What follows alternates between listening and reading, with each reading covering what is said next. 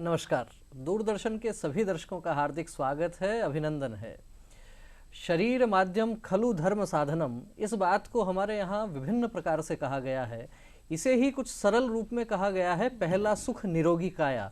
जी हाँ, यदि हमारा शरीर स्वस्थ रहता है तब आप अपने जीवन का आनंद भी ले सकते हैं और जीवन का जो लक्ष्य और उद्देश्य है वह भी तभी पूरा कर सकते हैं जबकि आपका शरीर स्वस्थ हो। तो शरीर ठीक रहे, इस बात की लगातार चिंता की जाती है और हमारे ऋषि महर्षि भी, उन्होंने जो विज्ञान के क्षेत्र में काम किए उनमें सबसे महत्वपूर्ण काम ये ही हुआ करता था कि आखिर इस शरीर को स्वस्थ कैसे रखा जाए। उसमें ध्यान, धारणा, आसन, प्राणायाम, अनेक प्रकार के विषय उन्होंने जोड़े। साथ ही दिनचर्या को लेके, आहार को लेके अनेक प्रकार के विषय उस दौर में महर्षियों ने जोड़े। आज के इस दौर में यदि हम बात करते हैं तो उन ऋषियों का ही कहीं ना कहीं उस परंपरा को आगे बढ़ाने का काम हमारे चिकित्सक करते हैं। वर्तमान दौर में कैंसर के बढ़ते रोगी, कारण और निवारण, इस विषय पर चर्चा करने के लिए हमारे स्टूडियो में पधारे हैं डॉक्टर हेमंत मल्होत्रा जी। डॉक्टर साहब, आपका बहुत बहुत स्वागत है। डॉक्टर हेमंत मल्होत्रा जी वरिष्ठ कैंसर रोग विशेषज्ञ हैं। डॉक्टर साहब, सबसे पहले आपसे जानकारी ये चाहेंगे कि यूँ तो जैसे ही कैंसर का नाम किसी भी व्यक्ति के सामने आता है तो एक प्रकार से व्यक्ति थोड़ा भयभीत होता है, लेकिन पिछले कुछ समय में देख रहे हैं कि लगातार कैंसर के मामले बढ़ रहे हैं। तो दुनिया में और देश में इस समय कैंसर के मामलों की क्या स्थिति है? विवेक जी, आपको मेरा नमस्कार, सभी सुनने वालों को नमस्कार। जो आपका ऑब्जर्वेशन है कि दुनिया में, देश में कैंसर के मामले बढ़ रहे हैं, ये बिल्कुल सही है। और मैं श्रोताओं से ये पूछ सकता हूँ कि ऐसा एक भी अपना प्रोग्राम देखने वाला श्रोता नहीं होगा आज जिसके या तो परिवार में या किसी के दोस्त में या किसी के कम्युनिटी में कैंसर का पेशेंट नहीं हो जी। ये अनुमानित है कि अपने देश में, हिंदुस्तान में कोई 10 से 15 लाख नए कैंसर के केसेस हर साल हम लोग डायग्नोज करते हैं और करते रहेंगे। इसमें से करीब 1/3 यानी 3 से 4 लाख कैंसर के पेशेंट्स जो होते हैं वो बीमारी के कारण जो है वो मौत के घाट पहुंच जाते हैं। सबसे बड़ी चिंता वाली बात ये है कि जो ये परसेंटेज है ये 500% इंक्रीज होएगा अगले 5 से 10 साल में। और ये मेनली 2 कारणों की वजह से है। पहला कारण है कि अपनी जो एज बढ़ रही है, अपनी जो लॉन्गिविटी बढ़ रही है, हाइजीन की वजह से, न्यूट्रिशन की वजह से, बेटर मेडिकल केयर की वजह से जो एवरेज सर्वाइवल बढ़ रहा है, एक कारण ये है। क्योंकि कैंसर एक बुजुर्गों की बीमारी है। सो जैसे जैसे आपकी उम्र बढ़ेगी वैसे वैसे कैंसर का डायग्नोसिस होना और कैंसर होने की संभावना बढ़ेगी। दूसरा सबसे बड़ा कारण जिसकी जो हम लोग मानते हैं जिससे कैंसर का इंसिडेंस बढ़ रहा है वो है, अभी भी अपन अपने देश में, अपने प्रदेश में, अपने सिटी में तंबाकू को नहीं बंद कर पा रहे हैं। चाहे स्मोकिंग हो, चाहे स्मोकलेस टबैको हो, वो हम नहीं बंद कर पाए हैं। तो करीब 200 times increase in cancer incidence will be because of continued use of tobacco. तो ये 2 बड़े कारण हैं जिसकी वजह से अपने को ये सुनामी के लिए, हम लोग इसको सुनामी बोलते हैं, उसके लिए तैयार रहना पड़ेगा जी। और ये माना जा रहा है कि हर 10 हिंदुस्तानी में से उसके जीवन काल में 1 हिंदुस्तानी को कैंसर होएगा।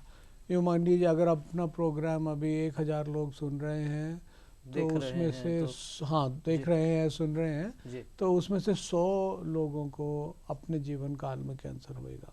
तो डॉक्टर साहब का कहना है कि जितने भी दर्शक ये कार्यक्रम देख रहे हैं सब ने कहीं ना कहीं अपने आस पड़ोस में, परिवार में, रिश्तेदारी में, मित्र मंडली में कोई ना कोई व्यक्ति ऐसा अवश्य ही देखा होगा जो कैंसर की बीमारी से जूझ रहा हो या पहले उससे कहीं ना कहीं उसने संघर्ष किया हो।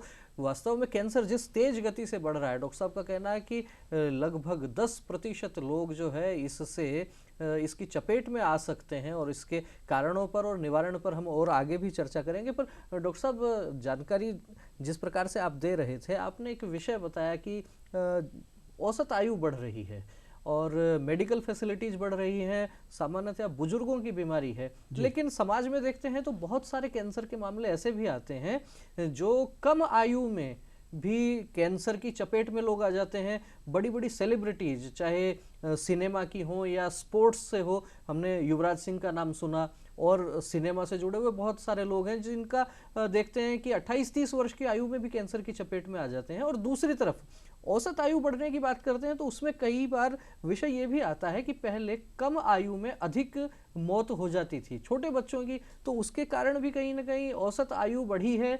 तो क्या कहना चाहेंगे, वास्तव में बुजुर्गों की बीमारी है और तो फिर युवा कैसे चपेट में आ रहे हैं? देखिए, बीमारी तो कैंसर जो है वो बुज़ुर्गों की बीमारी ही है। करीब 70 to 80% जो कैंसर्स होते हैं वो बुज़ुर्गों में होते हैं। जी। अपन जो आपके सेलिब्रिटीज़ होते हैं वो यूजुअली यंग होते हैं और उनको पब्लिसिटी मिलती है। जी। जो जो घर पे रहने वाला महिला है या घर पे रहने वाले पुरुष हैं, 70 साल के 75 साल के हैं और पास देयर प्राइम है, यूँ माना जाए कि जो भी उन्होंने अपने लाइफ में हासिल किया है उसके दूसरी तरफ हैं वो, उनको कैंसर होता है, उनकी मौत होती है, तो उसमें अखबार में नहीं आता है।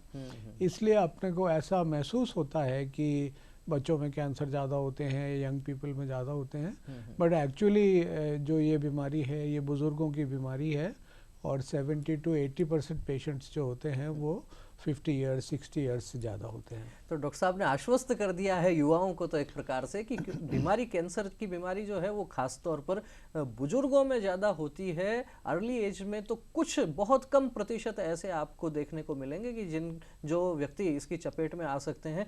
डॉक्टर साहब, सामान्यतः देखा जाता है कि महिलाओं की शारीरिक संरचना, पुरुषों की शारीरिक संरचना भिन्न प्रकार की होती है, दोनों में कैंसर भी अलग अलग प्रकार के ज़्यादा पाए जाते हैं। तो आपसे जानना ये चाहेंगे कि पुरुषों में किस प्रकार का कैंसर होने की अधिक संभावना रहती है और महिलाओं में किस प्रकार का कैंसर अधिक होने की संभावना रहती है? आपका सवाल का जवाब दूं विवेक जी, उसके पहले मैं एक चीज़ ये आपको क्लैरिफाई, अपने सुनने वालों को, देखने वालों को क्लैरिफाई करना चाहता हूँ कि कैंसर का जो बीज है, जो उसका बिगिनिंग है, वो यंग एज में होता है और कैंसर का प्रिवेंशन जो है वो भी यंग एज से शुरू होना चाहिए। मेरी उम्र पे, 60 साल की उम्र पे अगर मैं कैंसर का प्रिवेंशन शुरू करूं, जिसके बारे में अपन आगे प्रोग्राम में बात करेंगे, तो उसका कुछ मतलब नहीं है, कुछ असर नहीं है।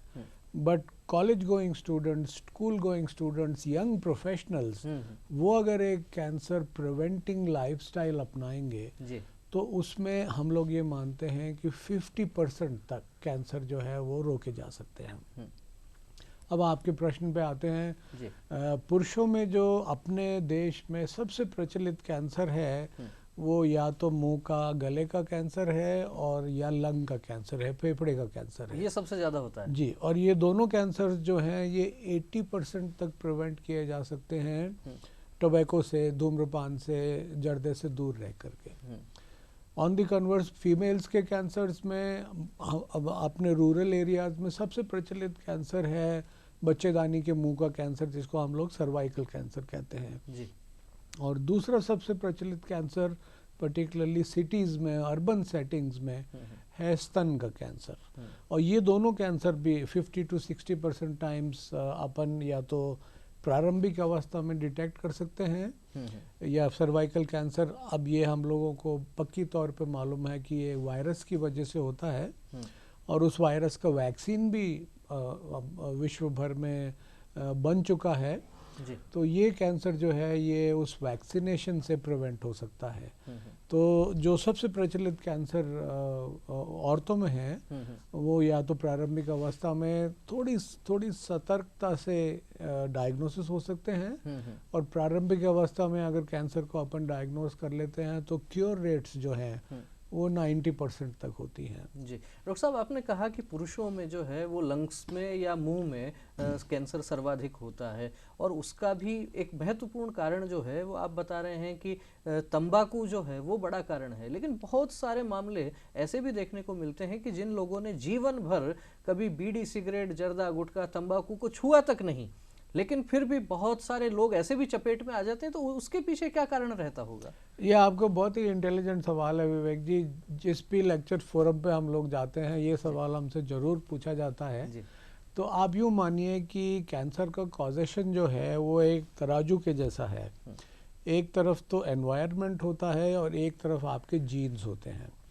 अगर आपका एनवायरनमेंट ख़राब है और आपके जीन्स भी ख़राब हैं तो आपको बिल्कुल निश्चित तौर पे कैंसर होएगा। और अगर आपका एनवायरनमेंट ख़राब है और आपके जीन्स अच्छे हैं, जैसे कुछ ऐसे शरीर में जीन्स होते हैं जो कैंसर से प्रोटेक्ट करते हैं, उसको हम प्रोटो-ऑन्को जीन्स बोलते हैं। सो अगर प्रोटो-ऑन्को जीन्स आपके बहुत पावरफुल हैं, स्ट्रॉन्ग हैं, वो एनवायरनमेंट का जो दुष्प्रभाव है उसको न्यूट्रलाइज कर लेते हैं, तो ख़राब एनवायरनमेंट होने के बावजूद भी आपको कैंसर नहीं होता। पलट के देखें अपन तो अगर आपका एनवायरनमेंट बिल्कुल अच्छा है, ना आप स्मोक करते हैं, ना आप जर्दा खाते हैं, ना आप शराब पीते हैं, सुबह शाम व्यायाम करते हैं, वेजिटेरियन है, फिर भी कैंसर हो जाता है आपको, उसमें कुछ आपके ख़राब प्रकार के जीन्स होते हैं, उनको हम ऑन्को जीन्स बोलते हैं। अगर वो बहुत प्रेवलेंट होते हैं तो आपका एनवायरनमेंट परफेक्ट होने के बाद भी आपको कैंसर हो सकता है। तो हम लोगों की सलाह सुनने वालों को, देखने वालों को यही है कि आप अपने एनवायरनमेंट को तो चेंज कर सकते हैं। आज की तारीख में आप अपने जीन्स को चेंज नहीं कर सकते। हो सकता है आने वाले समय में अपन अपने जीन्स भी चेंज कर पाएँ। तो हमारी गुजारिश ये है सब लोगों से कि अपना एनवायरनमेंट ऐसा रखें, अपना लाइफस्टाइल ऐसा रखें कि वो कैंसर प्रिवेंटिंग लाइफस्टाइल हो। जी, तो डॉक्टर साहब का कहना है कि हम जीन्स को तो अभी परिवर्तित नहीं कर सकते, लेकिन अपने आसपास का वातावरण, अपनी दिनचर्या, हमारा खान पान, इन तमाम चीज़ों को हम परिवर्तित कर सकते हैं। बहुत प्रकृति के यदि हम निकट रहेंगे, अच्छा वातावरण रहेगा, पेड़ पौधे रहेंगे, अच्छी शुद्ध वायु, शुद्ध जल आपको मिलेगा, और साथ ही दिनचर्या यदि आपकी ठीक रहती है तो आप इस बीमारी से बच सकते हैं। डॉक्टर साहब, आपसे जानकारी ये चाहेंगे, जिस प्रकार से आपने पहले भी चर्चा की कि प्रारंभिक स्तर पर यदि पता लग जाता है तो बहुत अधिक घबराने की आवश्यकता नहीं होती है। एक सामान्य व्यक्ति के मन में ये विचार आता है, ये प्रश्न भी आता है, क्योंकि जब समाज में देखते हैं और जगह जगह कैंसर के पेशेंट्स की बात भी सुनते हैं, आपने भी कहा कि कोई भी दर्शक ऐसा नहीं होगा जिसने ऐसा मरीज नहीं देखा सुना होगा। जब भी जांच कराने जाते हैं तो ये बात आती है कि ये 3rd स्टेज का कैंसर है, 4th स्टेज का कैंसर है, और चिकित्सक ये कहते हैं कि जल्दी पता लग जाए तो इलाज बहुत आसानी से हो जाता है। क्या इस प्रकार के विषय हो सकते हैं जिससे सामान्य व्यक्ति कोई प्रारंभिक स्तर पर ही पता लग जाए, शुरुआती स्तर पर ही पता लग जाए कि कहीं ना कहीं कैंसर के जो है कीटाणु वो शरीर में प्रवेश कर रहे हैं? देखिए, कैंसर का कोई एक लक्षण नहीं होता। अभी ये माना जाता है कि 150 से ज़्यादा प्रकार के कैंसर शरीर में होते हैं। जितने ऑर्गन्स होते हैं, जितनी कोशिकाएं होती हैं, हर एक में कैंसर हो सकता है। तो ब्रेन ट्यूमर जैसे है, दिमाग का कैंसर है, उसके लक्षण बिल्कुल फ़र्क होंगे, लंग कैंसर के लक्षण बिल्कुल फ़र्क होंगे, ब्लड कैंसर के लक्षण बिल्कुल फ़र्क होंगे। तो एक लक्षण कोई ऐसा बताना तो संभव नहीं है जिसमें जो 100% कैंसर का डायग्नोसिस आपको बता पाए। बट आम तौर पे हमारा कहना ये होता है कि आप अपने शरीर को सबसे अच्छी तरह जानते हैं। अगर आपको ऐसा महसूस होए लंबे समय तक, 2 हफ्ते, 3 हफ्ते, 4 हफ्ते, कि आप पूरे स्वस्थ नहीं हैं, कुछ गड़बड़ है, तब उस समय में आपको एक डॉक्टर से मिलकर के चेकअप जरूर कराना चाहिए। हो सकता है कि कोई साधारण बीमारी निकले, साधारण बीमारी मतलब अर्ली ब्लड प्रेशर निकले, अर्ली डायबिटीज़ निकले, बट ये भी संभव है कि कैंसर के कुछ लक्षण निकले। उस समय पे अगर कैंसर का निदान हो जाए, डायग्नोसिस हो जाए, तो वो यूजुअली 1st स्टेज की बीमारी होती है, जिसमें सक्सेस रेट्स जो हैं, क्योर रेट्स जो हैं, वो 90% से ज़्यादा होते हैं। फिर भी कुछ आम लक्षण जो हैं वो अगर मैं आपको बताऊं, जैसे कहीं पे भी शरीर में कोई छाला हो रहा है जो ठीक नहीं हो रहा है, मुंह के अंदर छाला हो रहा है, या स्किन पे कोई छाला हो रहा है, या स्तन पे कोई छाला हो रहा है, या कोई प्राइवेट पार्ट पे छाला हो रहा है जो ठीक नहीं हो रहा, वो कैंसर का प्रारंभिक लक्षण हो सकता है। तुरंत जांच करानी चाहिए। दूसरी बात, जो लोग बीड़ी सिगरेट पीते हैं, अगर उनको लंबे समय तक खांसी होए, खांसी में खून आए, तो वो फेफड़े के कैंसर का प्रारंभिक लक्षण हो सकता है, चेकअप करा लें।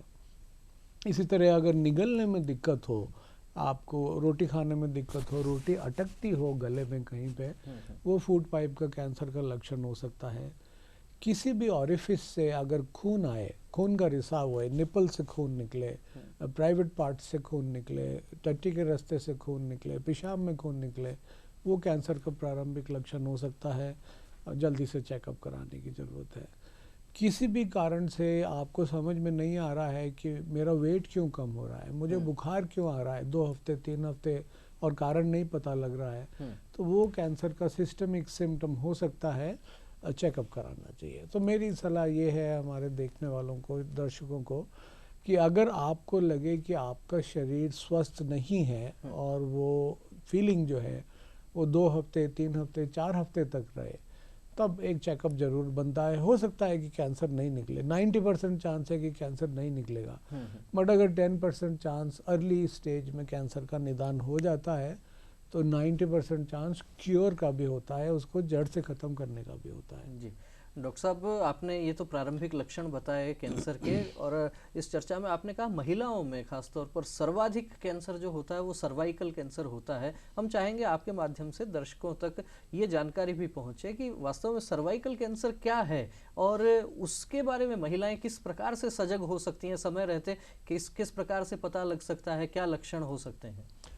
तो सर्वाइकल कैंसर आजकल ये बिल्कुल साइंस को पक्की तौर पे मालूम है कि एक प्रोलॉन्ग्ड वायरल इन्फेक्शन की वजह से होता है। जैसे कोरोना वायरस होता है, कोरोना वायरस के बारे में तो आप अपन लोग सब लोग जानते हैं अब।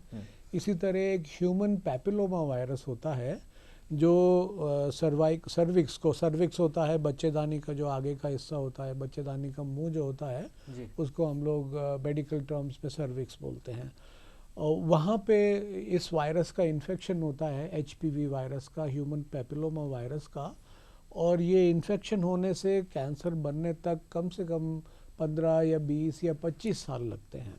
अच्छा। तो जब ये इन्फेक्शन होता है तब उसके कुछ बहुत सिम्टम्स जो हैं वो लेडी को पता लगते हैं। कुछ ब्लीडिंग हो सकता है, कुछ जैसे संभोग के बाद ब्लीडिंग होए, दो मेंस्ट्रुअल साइकिल्स के बीच में ब्लीडिंग होए, पीरियड्स बंद होने के बाद, मीनोपॉज होने के बाद अगर ब्लीडिंग होए, अगर कोई वाइट डिस्चार्ज होए, ये सब लक्षण HPV इन्फेक्शन के हो सकते हैं, सर्वाइकल कैंसर के हो सकते हैं। अगर ऐसा कुछ किसी महिला को होए तो 5 मिनट का टेस्ट होता है। एक लेडी डॉक्टर एक अंदर से इंटरनल जांच करती है, वहाँ से एक रुई के टुकड़े पे थोड़े से सेल्स लेते हैं, उसको हम एक माइक्रोस्कोप पे लगा करके मशीन के नीचे देखते हैं और ये हम लोगों को पता लग जाता है कि ये कैंसर है या नहीं। ये भी पता लग जाता है कि ये कैंसर से पहले वाली स्टेज है, सतर्क रहने की ज़रूरत है।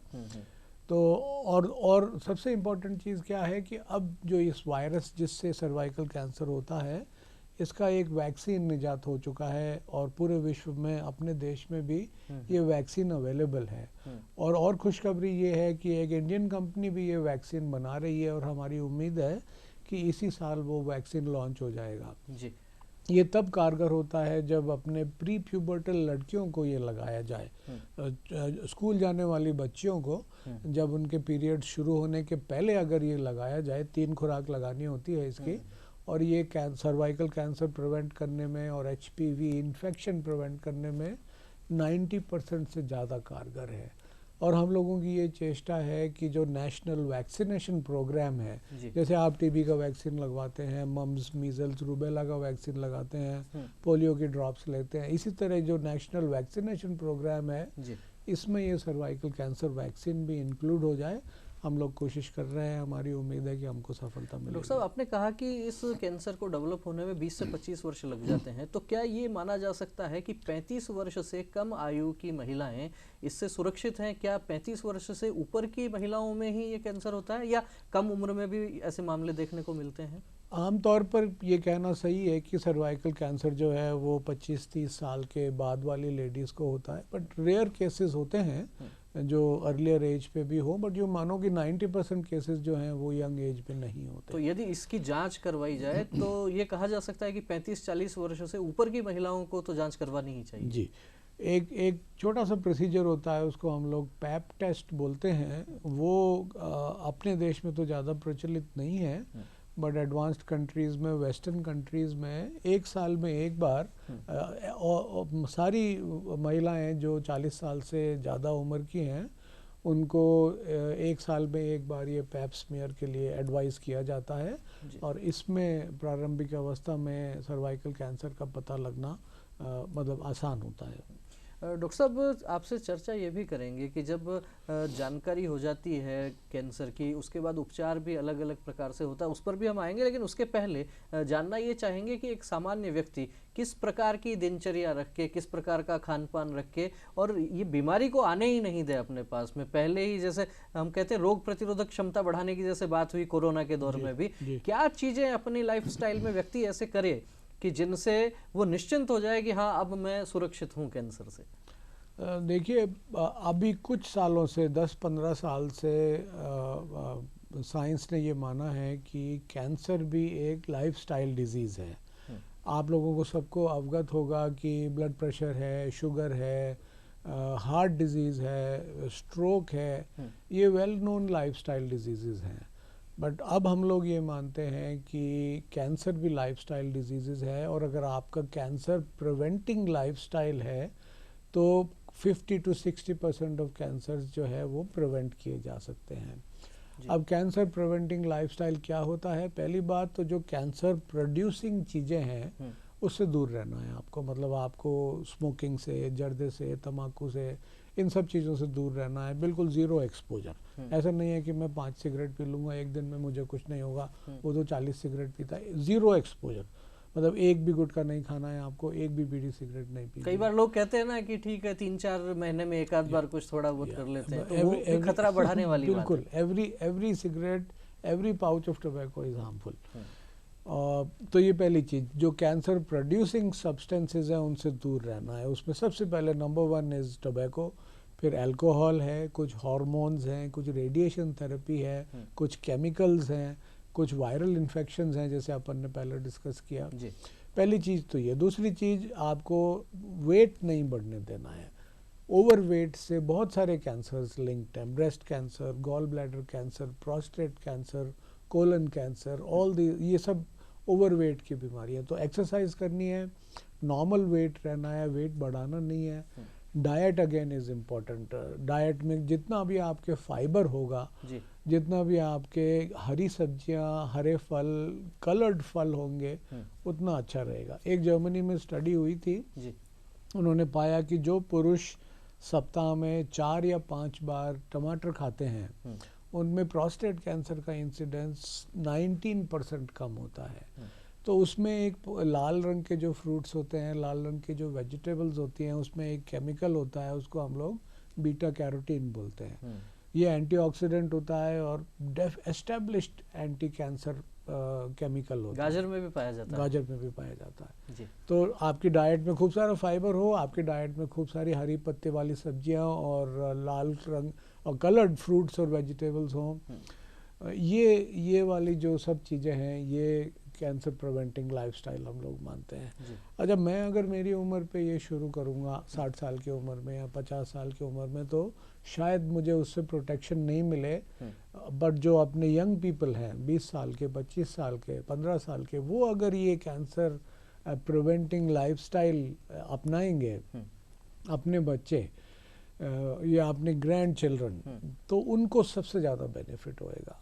अभी आप जानते ही हैं आजकल की जो यंग पीढ़ी है उनका रुझान एक्सरसाइज कम करो, सारा दिन बैठ के टीवी देखो या अपने मोबाइल फ़ोन पे गेम खेलो। और अपने देखने वाले श्रोताओं को ये एकदम स्ट्रॉन्ग मैसेज मैं ये देना चाहता हूँ, यंग श्रोताओं को आप करो और मेरी उम्र के श्रोताओं को, अपने बच्चों को और अपने ग्रैंड चिल्ड्रन को सिखाओ। ये तो डॉक्टर साहब का कहना है सभी दर्शकों से कि अपनी लाइफस्टाइल को थोड़ा सा परिवर्तित कीजिए, वजन मत बढ़ने दीजिए और नियमित रूप से व्यायाम कीजिए, योग, आसन, ध्यान, प्राणायाम ये सब कीजिए। लेकिन इस सब के साथ में एक बहुत महत्वपूर्ण बात डॉक्टर साहब ने ये भी कही है कि अपनी भोजन की थाली को भी थोड़ा व्यवस्थित कीजिए। आज के इस दौर में जो कचौरी, समोसे, पिज्ज़ा, बर्गर, इस प्रकार के फास्ट फूड जो चल रहे हैं, यदि कभी कभार आपको उनका सेवन करना पड़ता है तो आप उसको थोड़ा सा बैलेंस कीजिए।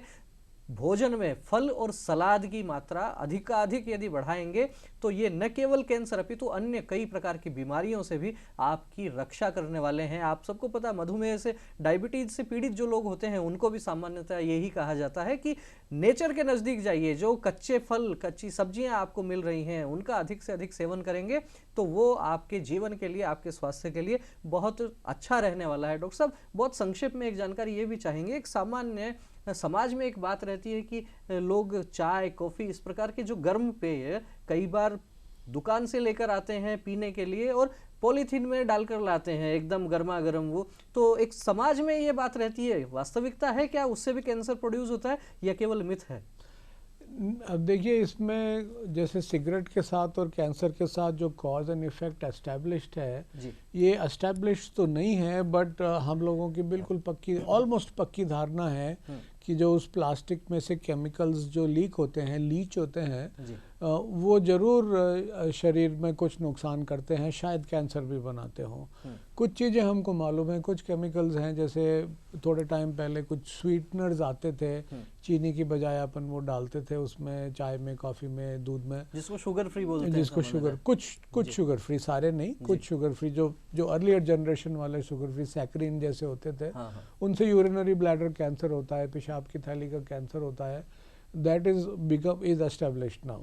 तो मतलब ये मैं एकदम आपको हार्ड फैक्ट्स तो नहीं बोल सकता, बट इसकी संभावना, बड़ी संभावना है, और इसको जितना ज़्यादा अपन अवॉइड करें उतना अच्छा है। डॉक्टर साहब, संक्षेप में एक जानकारी ये और चाहेंगे कि यदि किसी व्यक्ति को कैंसर हो जाता है और यदि बड़े महंगे अस्पतालों में वो उपचार करने में यदि मान लीजिए सक्षम नहीं है, क्या सरकार ने भी कुछ योजनाएं, विशेष योजनाएं कैंसर के रोगियों के लिए कुछ बना रखी हैं? विवेक जी, आपने मेरे दिल की छूने वाली बात बोली है। मेरे को कैंसर का ट्रीटमेंट करते हुए इस शहर में 35 इयर्स हो गए हैं जी। मैं 1991 में टाटा हॉस्पिटल से ट्रेनिंग लेके, डॉक्टर आडवाणी से ट्रेनिंग लेके जयपुर आया था जी। उस टाइम पे मेरी सबसे बड़ी मेरी चोट ये होती थी कि मेरे को पता था कि ये वाला कैंसर, इस वाले पेशेंट को मैं ठीक कर सकता हूँ, बट मैं उसको ट्रीटमेंट नहीं दे पाता था इकोनॉमिक रीजंस की वजह से जी। बच्चों में ब्लड कैंसर है, वो आज की तारीख में हम लोग 10 में से 8 पेशेंट्स को क्योर कर सकते हैं। लिम्फोमाज होते हैं, गिल्टियों के कैंसर, उसका क्योर रेट 70%, 80% है। जर्म सेल ट्यूमर नाम की एक बीमारी होती है, उसका क्योर रेट 90% है। हॉचकिन्स डिजीज़ करके एक बीमारी होती है, अगेन गिल्टियों का कैंसर, उसका क्योर रेट 70 to 80% होता है। ऐसे पेशेंट्स हमारे पास आते थे और हम उनको ट्रीटमेंट नहीं दे पाते थे धन की कमी से।